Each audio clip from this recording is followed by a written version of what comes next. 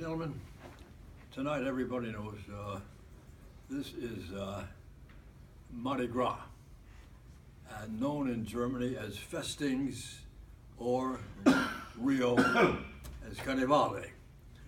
The idea is you have one heck of a good time tonight. You break every rule, do everything wrong, anything you ever wanted to do, because tomorrow you got to be good. That's the whole notion of this thing. Totally missing the point. I think it's obvious, gentlemen, that every single human being boots it someplace along the line. There is nobody who is without stain or without fault. Everybody makes a mistake. You want to use the word of Jim's reading? Everybody sins. Everybody's a sinner.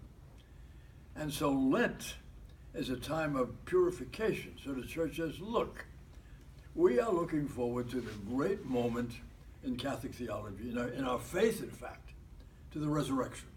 The biggest thing, the reason why we have hope is the resurrection. And we should be purged, cleaned, straightened out. So, she says, for 40 days, will you do something to prepare yourself, to be more open to the message of Jesus? So what do people do? When I was a kid, we said, I'll give up chocolate for Lent, like Bill did chocolate. I'll give it up for Lent. Big deal. When I used to smoke, I say, I'll give up smoking. I'll smoke on weekends, but not during the week. That sort of stuff. All kind of missing the point. And yet, this means a lot of different things to different people. Some people will say, fasting. Can you control your body, your bodily instincts through fasting? Give up something that you really would like to have. Maybe this is like an athlete learning. You learn how to give things up and how to live the right way. So exercise by fasting. Give up something that you usually like or cut it down. All kinds of things. I would like to suggest there's something else. This is sort of like a little sort of narcissistic thing. I pick what I'm going to give up. How about accepting things you don't like, things that come into your life which are very unpleasant, like an insult, or a failure, or some kind of slight, or being left out of this or left out of that, getting hurt by other people. This is an acceptance of something to learn, yeah, I have to make up. Remember, gentlemen, sin is a reality. And remember the old thing we had, you acknowledge your sin, you repent of it, and you reform from it, and you atone for it. A-R-R-A. Everybody sins, everybody's got to atone in one way or another. You pick it. But to say, I don't need anything like that. I'm perfect. Really? Well, let's tell the truth. Nobody's perfect. Everybody's a sinner. Everybody needs to work on himself somehow or another. You gotta do something. So Mother Church says, look, will you stop, look at your life, pick something out that will somehow atone for your misdeeds. And everybody's got them. Nobody's free of misdeeds. Make up for it some way. Atone, pick.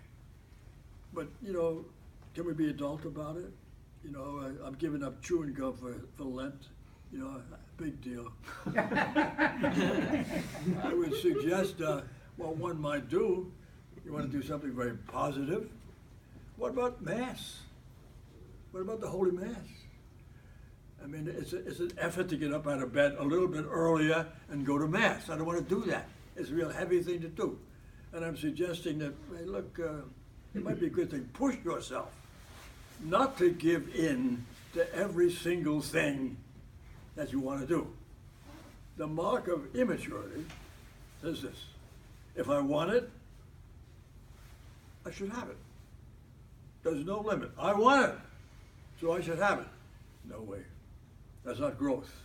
We're talking about growth and holiness, particularly if something I want is inimical to the will of the loving God. So I said we all got to work with this. Everybody's in the same boat. So Lent is a great opportunity It's an opportunity for creativity. Create something that suits you, that will work for you. You don't have to be a herd follower. You do whatever you think will help you to get to God.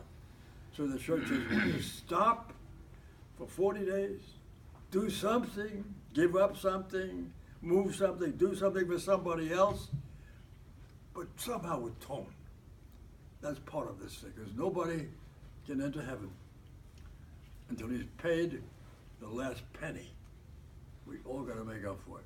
It's a little thought, but I think Lent's a big deal, and we should make up as best we can. Okay, that's my little fillet for the day.